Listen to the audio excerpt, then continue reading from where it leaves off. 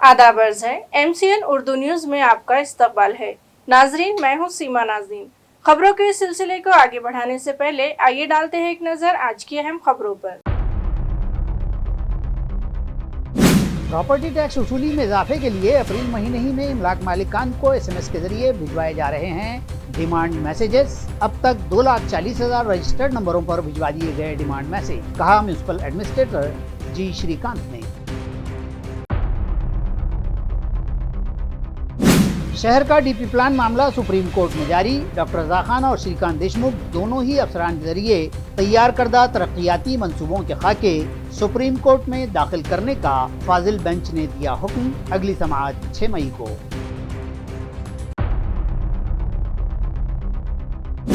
औरंगाबाद पार्लिमानी हल्के में इंतखाबी माहौल होने लगा है गर्म। वोटर्स को राग़िब करने सियासी जमातें हो गई सरगर्म। MIM के कौमी सदर बैरिस्टर असदुद्दीन अवैसी गुज़िश्ता 2 दिन से शहर में खैमाजन जंगी पैमाने पर मुनक़िद किए जा रहे हैं इंतखाबी तशहीरी इजलास। कन्नड़ और वैजापुर के बाद आज शहर में होगा जलसा-ए आम।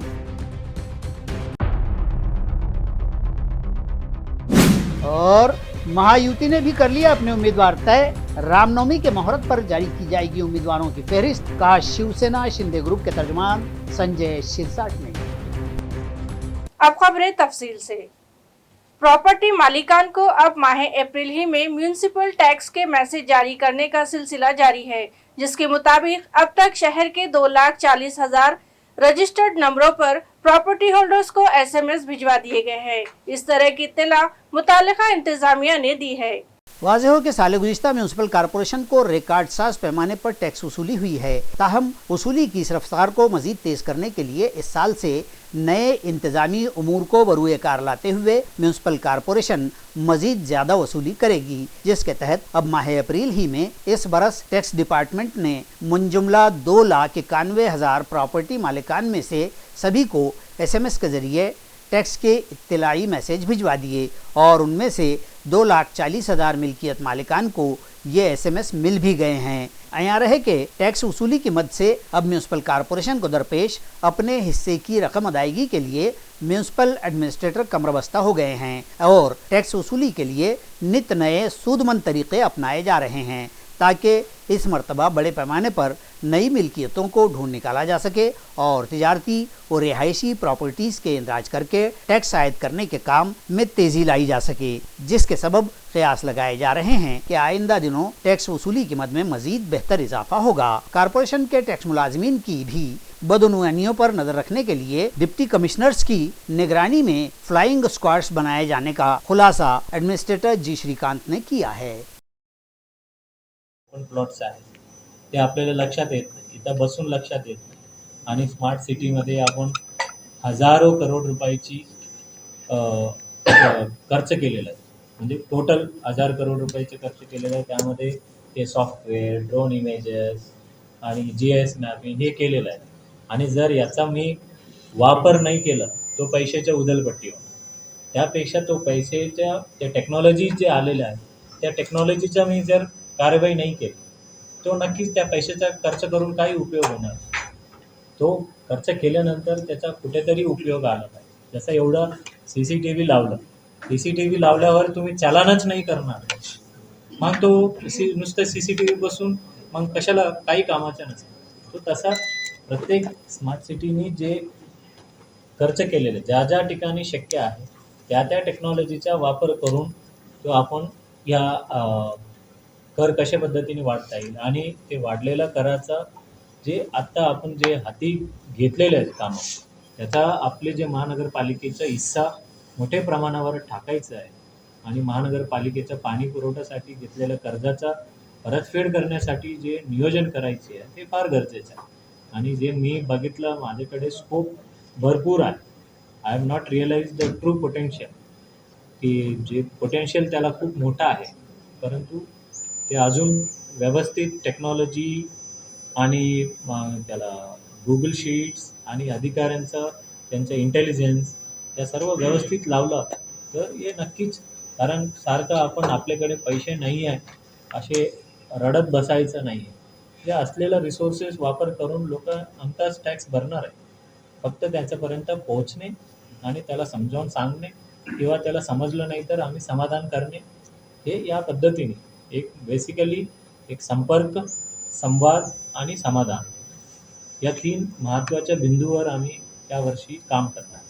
त्यांना संपर्क करणे, की ज्या टॅक्स साठी तुम्हाला हे करणं, आणि मग संवादमध्ये बरेच लोक हे सुविधा नाही आहे, तो सुविधा नाही आहे. ठीक आहे, तो जरी प्रॉपर्टी टॅक्स भरलं तरच सुविधा मिळतील किंवा नाही भरलं तर नाही सुविधा मिळणार, हा विषयच नाही.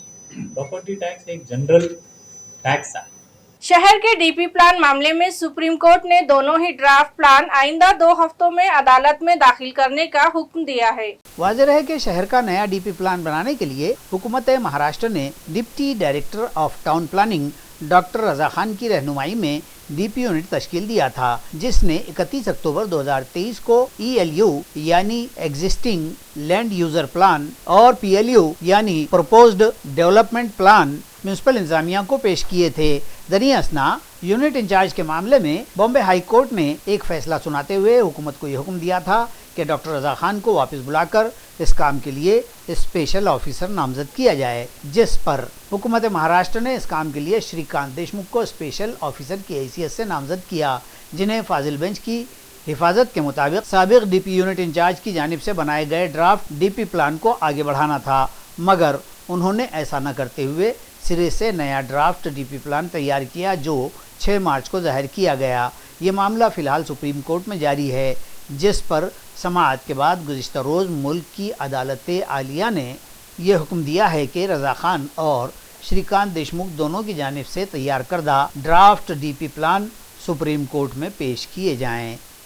औरंगाबाद पार्लिमानी हलके से MIM के उम्मीदवार इम्तियाज जलील की इंतखाबी तशहीर के लिए पार्टी के कौमी सदर बैरिस्टर असदुद्दीन ओवैसी गुज़िश्ता कल से औरंगाबाद में खैमाजन हैं। गुज़िश्ता रोज उन्होंने कन्नड़ और वैजापुर में मुनाकिदा इजलास से खिताब किया। औरंगाबाद पार्लिमानी हल्का इंतखाब में अब इलेक्शन का माहौल आहिस्ता आहिस्ता गर्म होने लगा है। MIM ने अपने उम्मीदवार का नाम एक माह कबल ही जाहिर कर दिया था और ऐलान के बाद से साबिक MP इम्तियाज जलील ने वोटर्स से मुलाकातों का सिलसिला शुरू कर दिया था। चूँकि 19 अप्रैल को नॉमिनेशन दाखिल किए जाएंगे, पार्टी के कौमी सदर असदुद्दीन ओवैसी 2 रोज़ से शहर में क़ायम हैं और पार्टी के उम्मीदवार के हक़ में माहौल साजगार बनाने के लिए मजहबी पेशवाओं, रहनुमाओं और नाराज़ सियासी कायदीन से मुलाकातें कर रहे हैं। गुज़िश्ता रोज़ उन्होंने कन्नड़ और वैजापुर में मुनक़दा इजलास में शिरकत की और महाविकास आघाड़ी में शामिल सियासी जमातों समेत महायुति और BJP पर जमकर तनकीद की। उन्होंने कहा कि इलेक्ट्रल बॉन्ड मामले में तकरीबन दोनों ही ग्रुप में शामिल सियासी जमातों के हाथ काले हैं, जबकि सिर्फ़ और सिर्फ उनकी पार्टी मजलिस इत्तेहादुल मुस्लिमीन एक वाहिद ऐसी पार्टी है जिसने इलेक्ट्रल बॉन्ड्स मामले में कोई माली फ़ायदा नहीं उठाया है।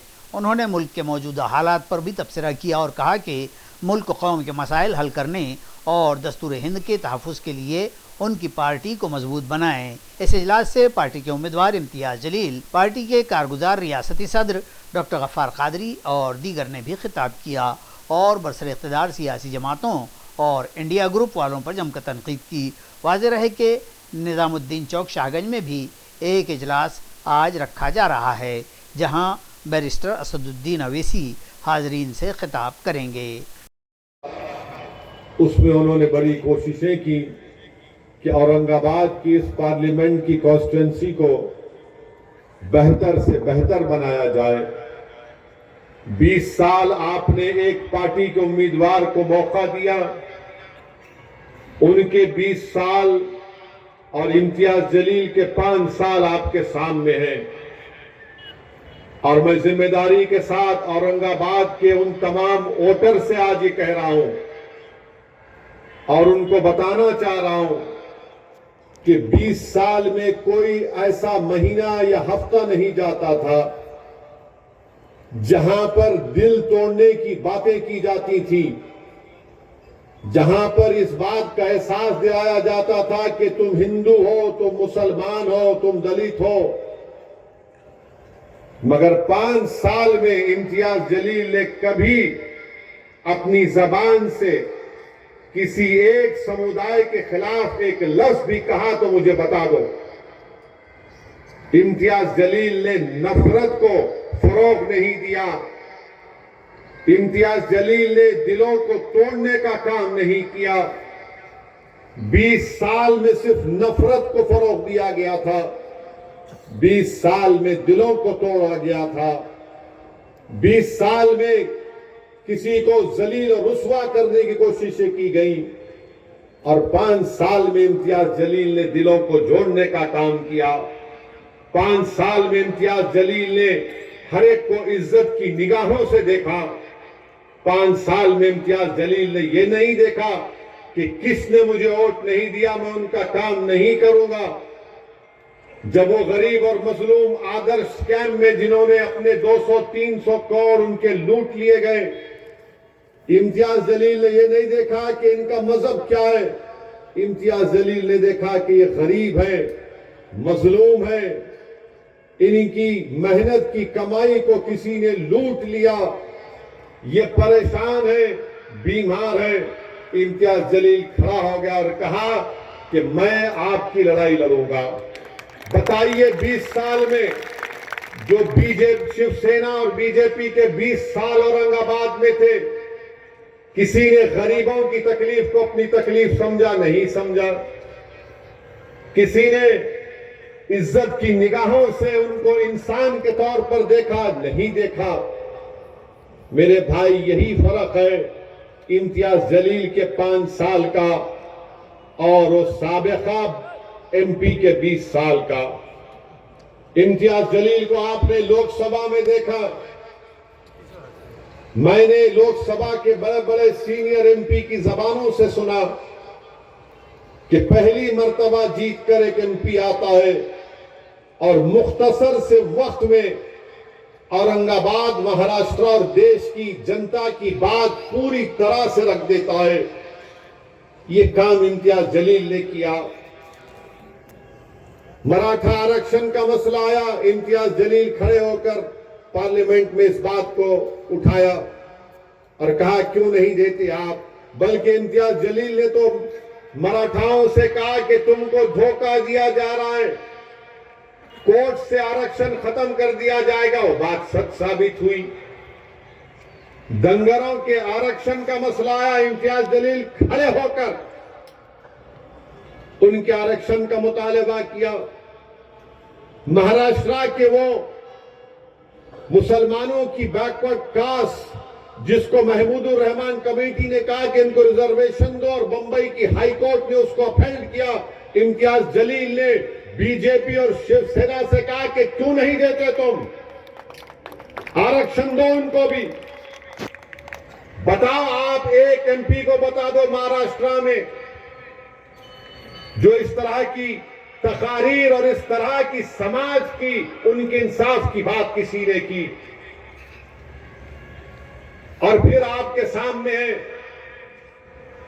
शिवसेना अब 2 हो गई, राष्ट्रवादी 2 हो गई, बीजेपी और कांग्रेस यानी 6-6 मिलकर सिर्फ मकसद एक ही है कि दोबारा इम्तियाज जलील ना जीत जाए, क्योंकि वो पसंद करते थे 30 साल के अंधेरे को। और औरंगाबाद की जनता ने फैसला कर लिया 19 और अब भी कर लिया 24 में कि 30 साल के अंधेरे को हम दोबारा वापस नहीं लाएंगे, क्योंकि हमने अंधेरों को खत्म करने का काम शुरू किया।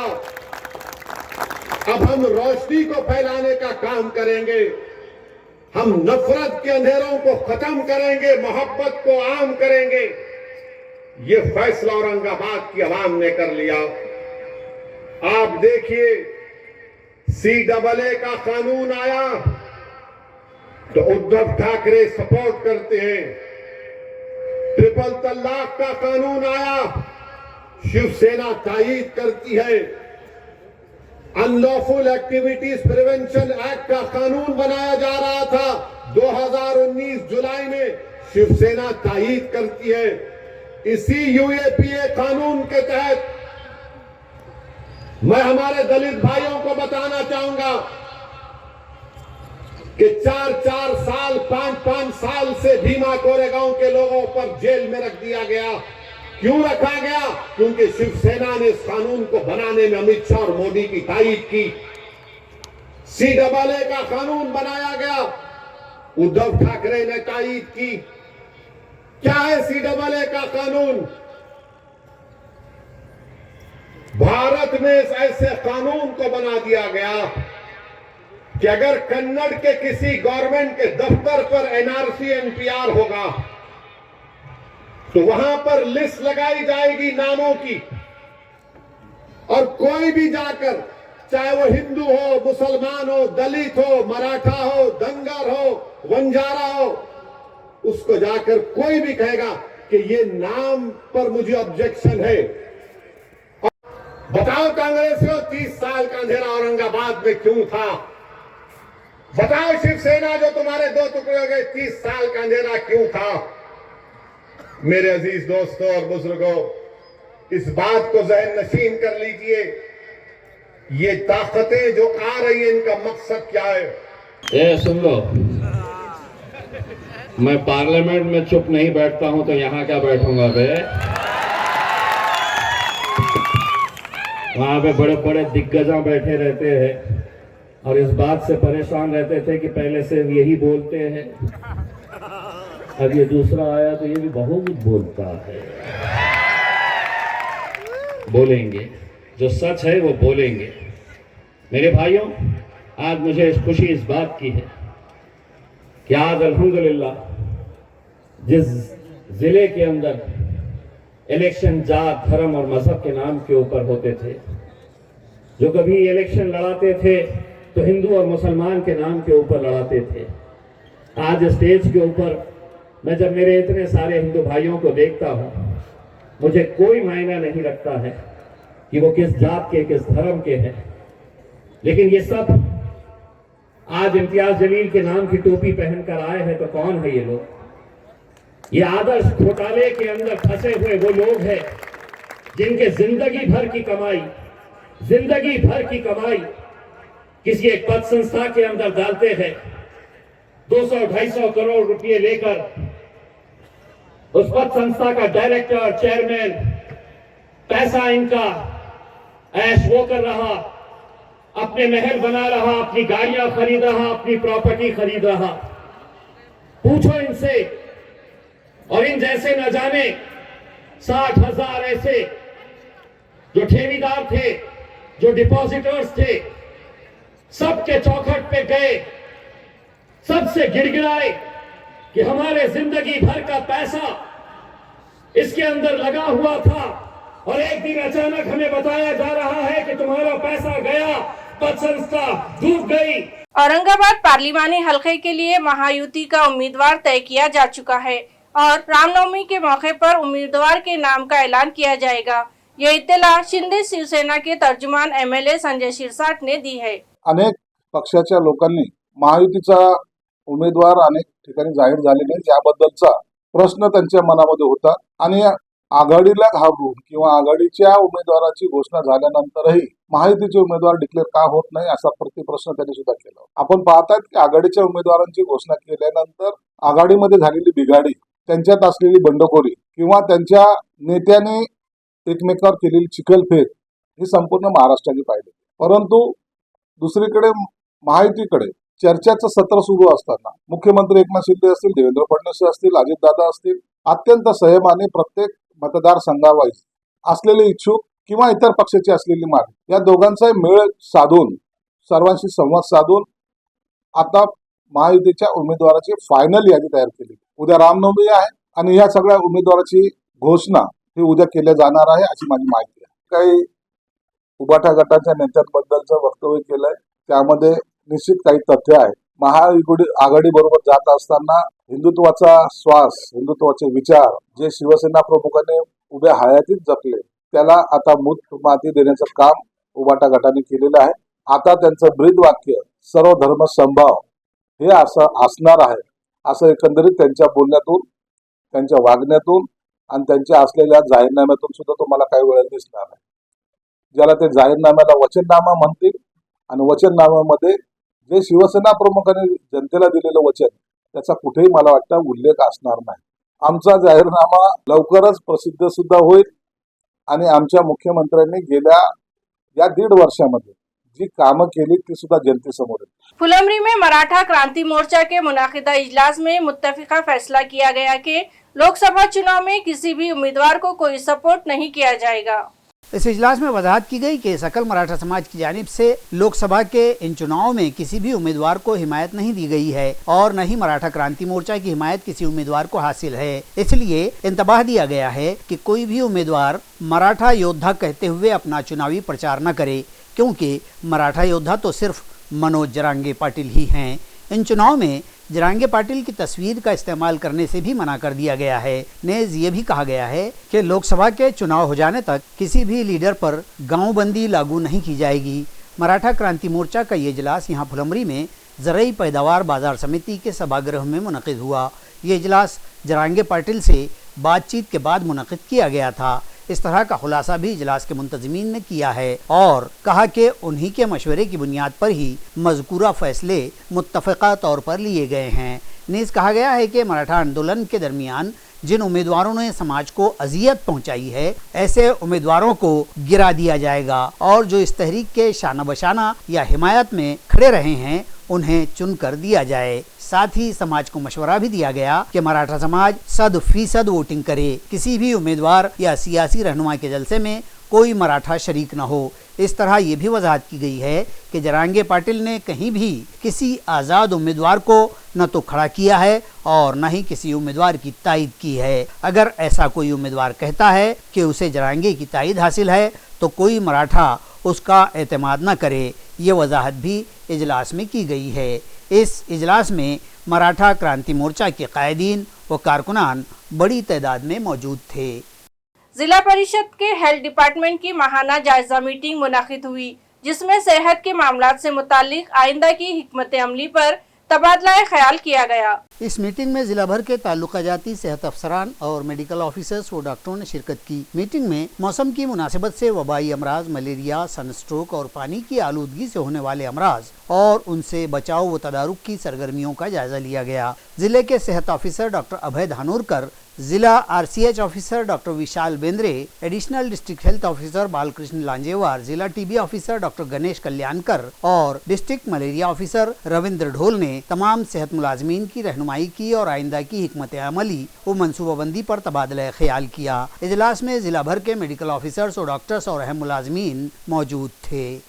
भोकर के मजाफात में आदिवासी गायरन जमीन पर गैर कानूनी तरीके से तामीर करदा इलेक्ट्रिकल्स की तामीर मुनहदिम करने का मुतालबा नांदेड़ के जिला कलेक्टर से किया गया है।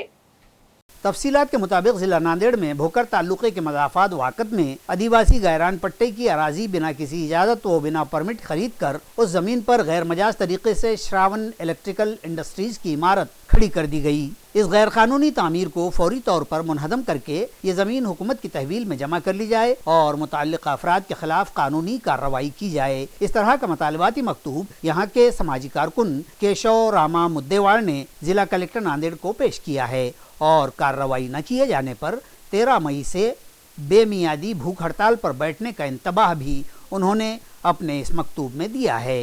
बताया जाता है कि वाकत गांव में आदिवासी समाज के गायरान पट्टों की ज़मीनें दी हुई हैं और इन ज़मीनात पर बोयाई करके और काश्त करके अपने गुजर बसर की हिदायत मज़कूरा कब्ज़दारों को दी गई थी और इन गायरान मिल्कियतों की खरीद व फरोख्त के लिए हुकूमत की इजाज़त लाजमी करार दी गई है। ताहम यह भी कहा गया है कि खरीद व फरोख्त के बाद भी ज़मीन का सिर्फ ज़रई इस्तेमाल ही लाजमी होगा, लेकिन मज़कूरा 3 आदिवासी तहवीलदारों की ज़मीनें खरीद कर उस पर गैर मजाज तामीर की गई है, जिसे फौरी हटाने का मुतालबा इस मकतूब में किया गया है।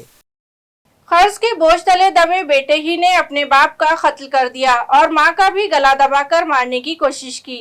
ये वारदात सातारा परिसर के डीलक्स पार्क में पेश आई। मकतूल 65 साला शख्स का नाम श्री कृष्ण पाटिल जबकि कत्ल के मुलजिम बेटे का नाम रोहित श्री कृष्ण पाटिल बतलाया गया है। मिली हुई जानकारी के मुताबिक पाटिल खानदान के सभी लोग रात के खाने के बाद सो गए थे कि अचानक उठी आवाज़ों से उनकी लड़की नींद से जागी तो उसने देखा कि मुलजिम रोहित अपनी मां के सीने पर बैठकर उसका गला दबा रहा था। लड़की ने यह मंजर देखा तो चीख पुकार की, जिसके सबब रोहित फरार हो गया। बाद में देखा गया कि हॉल में श्री कृष्ण पाटिल खून में लथपथ पड़े हुए थे। पुलिस को वारदात की इत्तला हुई तो DCP Navneet Kawant, ACP Ranjit Patil, police inspector Brahmagiri ने अपने माविदीन के साथ मौके पर पहुंचकर विजिट की और जायजा लिया और फौरी तफ्तीश करते हुए मुलजिम को दबोच लिया गया। तो उसने बतलाया कि वो अपने कर्ज के बोझ से परेशान था और इसी परेशानी में उसने अपने बाप को कत्ल कर दिया है। पुलिस ने रोहित को गिरफ्तार करके उसके खिलाफ कत्ल का मामला दर्ज कर लिया है। शहर के छावनी इलाके से मुत्तसिल एक नौजवान की लाश बरामद हुई। लाश के गल सड़ जाने पर फैले ताफून के बाद मामला उजागर हुआ। इस मामले में छावनी पुलिस थाना में कत्ल का मामला दर्ज कर लिया गया है। तफसीलात के मुताबिक इलाका छावनी से मुत्तसिल पेठे नगर की पहाड़ी के दामन में गुज़िश्ता रोज इंतहाई खराब हालत में नौजवान की ये लाश पाई गई। पुलिस की तफ्तीश में बताया गया है कि ये मज़कूरा नौजवान को कत्ल करके लाश यहाँ डाल दी गई होगी। मकतूल की शनाख्त सुनील गौतम जाधव के नाम से हुई है। पीर के रोज बकरियां चराने गए चरवाहे को ये लाश दिखाई दी। इसने फौरी ये इत्तला पुलिस को दी थी। छावनी पुलिस का अमला मौके पर पहुंचा और लाश का मुआयना किया तो उसके जिस्म पर शदीद जख्म के निशान पाए गए, जिसके बिना पर पुलिस ने कत्ल का क़ियास जाहिर किया है और कत्ल की वारदात का मामला दर्ज भी कर लिया गया है। तालुका सोयगांव में एक भयानक हादसे में 2 मोटरसाइकिल आमने सामने टकरा गई, जिसमें 2 अफराद फौत हो गए और 2 शदीद जख्मी हुए हैं।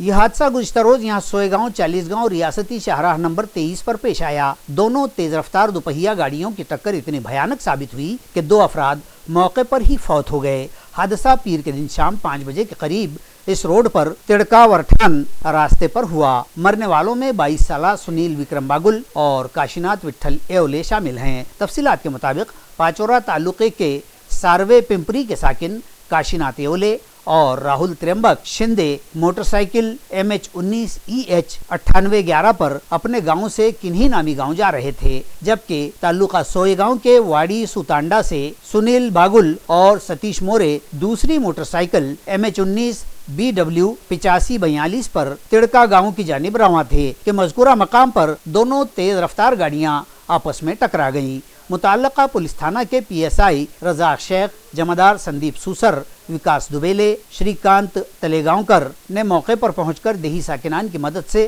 राहत रसानी की और जख्मियों को अस्पताल भिजवाया। जाए हादसा पर लोगों का हुजूम जमा हो गया था।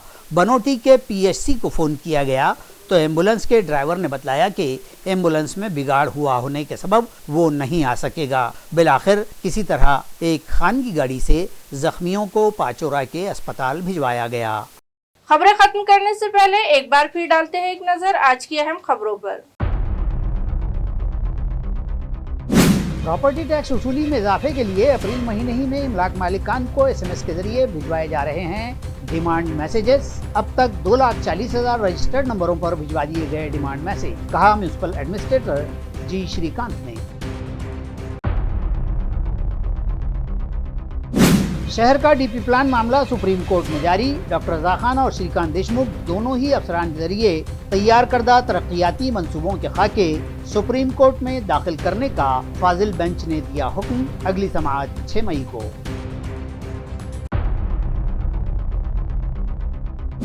औरंगाबाद पार्लिमानी हल्के में इंतखाबी माहौल होने लगा है गर्म। वोटर्स को राग़िब करने सियासी जमातें हो गई सरगर्म। MIM के कौमी सदर बैरिस्टर असदुद्दीन अवैसी गुज़िश्ता 2 दिन से शहर में खैमाजन जंगी पैमाने पर मुनक़िद किए जा रहे हैं इंतखाबी तशहीरी इजलास। कन्नड़ और वैजापुर के बाद आज शहर में होगा जलसा-ए आम।